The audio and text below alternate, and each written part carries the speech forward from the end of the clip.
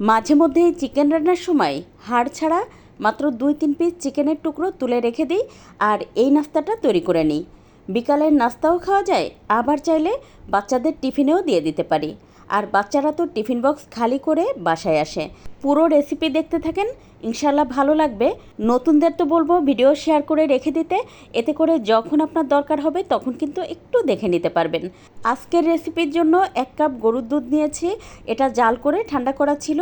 এবার এর মধ্যে স্বাদমতো লবণ দিয়ে দিলাম। এই পর্যায়ে দিয়ে দেবো 1 টেবিল চামচ পরিমাণ ইস্ট, তার সাথে দিয়ে দেবো 2 টেবিল চামচ পরিমাণ চিনি। এবার এই সব কিছু খুব ভালোভাবে নেড়ে মিশিয়ে দেবো যেন চিনিটা গলে যায়। এবার এর মধ্যে দিয়ে দেবো 1 টেবিল চামচ পরিমাণ ঘি। আপনি কিন্তু চাইলে বাটারও ব্যবহার করতে পারেন অথবা তেলও দিয়ে কিন্তু করতে পারেন।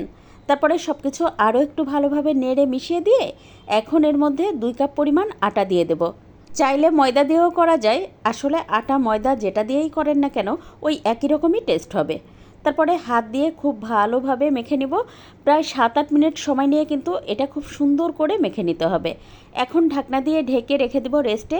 এবার একটা পুর রেডি করে নেব। তার জন্য চুলায় একটা প্যানে 2 টেবিল চামচ পরিমাণ তেল দিয়ে তাতে আধা কাপ পরিমাণ পেঁয়াজ কুচি দিয়ে দেবো। পেঁয়াজটা একটু নরম হয়ে গেলে দিয়ে দেবো হচ্ছে 1 কাপ পরিমাণ আলু কুচি। এখানে আপনি চাইলে একটু কম করেও দিতে পারেন, আপনার পছন্দ বুঝে আলুটা দিয়ে দিবেন। এই পর্যায়ে দিয়ে দেবো 1 চা চামচ পরিমাণ চিলি ফ্লেক্স আর দিয়ে দেবো স্বাদমতো লবণ।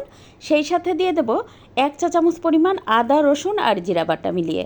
তারপরে সব কিছু 2-3 মিনিট ভালোভাবে কষিয়ে নিয়ে এই পর্যায়ে দিয়ে দেবো 1 কাপ পরিমাণ শেডেড চিকেন। আসলে রান্নার সময় মাত্র 3 পিস চিকেন তুলে একটুখানি আদা রসুন দিয়ে সিদ্ধ করে তারপর শেডেড করে নিয়েছি, প্রায় 1 কাপ পরিমাণ হয়েছিল। এবার এর মধ্যে দিয়ে দেবো 1 চা চামচ পরিমাণ সয়া সস আর দিয়ে দেবো 1 টেবিল চামচ পরিমাণ টমেটো সস। তারপরে দিয়ে আরও একটুখানি নেড়ে মিশিয়ে দিয়ে ঢাকনা দিয়ে ঢেকে চুলার আঁচ মিডিয়াম লো করে দিয়ে 7-8 মিনিট রান্না করে নিয়েছি। এবার দেখতেই পাচ্ছেন সব কিছু কিন্তু খুব ভালোভাবে সিদ্ধ হয়ে গেছে, মানে আলুটা খুব সুন্দরভাবে নরম হয়ে গেছে। এবার এর মধ্যে দিয়ে দেবো 1 টেবিল চামচ পরিমাণ কর্নফ্লাওয়ার। এতে করে হয় কি, এই মিশ্রণটা একটু আঠালো হয়, মানে খুলে খুলে আসে না। তো এই তো দেখতেই পাচ্ছেন 1 মিনিট মতো রান্না করে নিয়েছি। নামানোর আগে দিয়ে দেবো ধনেপাতা আর কাঁচামরিচ কুচি, এতে করে ঘ্রাণটা খুব সুন্দর আসে। তারপর 1 মিনিট মতো রান্না করে নিয়ে নামিয়ে ঠান্ডা হতে দেব।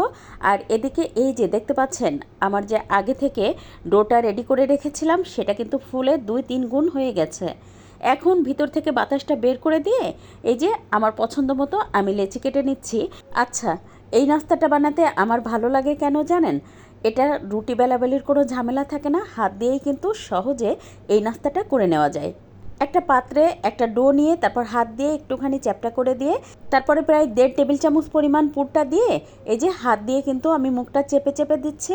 তারপরে একটুখানি ঘুরিয়ে ঘুরিয়ে সমান করে নেব। তো নিশ্চয়ই দেখে বুঝতে পারছেন, আসলে এই কাজটা তো বলে আমি বোঝাতে পারবো না, ভিডিও দেখে আপনারা বুঝে নেবেন। তো আমি কিন্তু আপনাদের সুবিধার জন্য আরও একটা রেডি করে দেখাচ্ছি। আমার কাছে এভাবে করলেই সহজ লাগে, তো আমি কিন্তু সবগুলো ঠিক একইভাবে করে নিয়েছি। আর এটা কিন্তু রেস্টে রাখতে হবে না, আপনি সবগুলো রেডি রাখতে রাখতে দেখবেন এগুলো কিন্তু একটু ফুলে গেছে, তাই কিন্তু এটা তৈরি করার সাথে সাথেই ভেজে নিতে পারবেন।